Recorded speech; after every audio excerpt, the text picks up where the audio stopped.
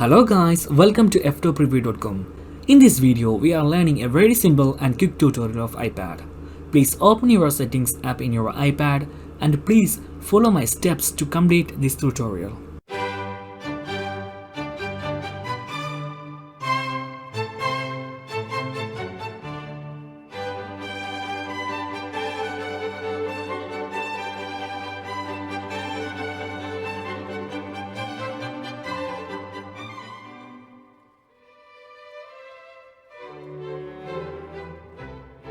Okay guys, if you have any doubts, please comment below.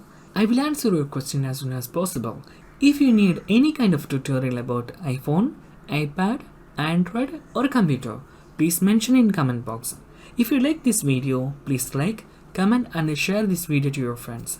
And also don't forget to subscribe my channel for getting more videos. Thank you so much for watching. Have a nice day.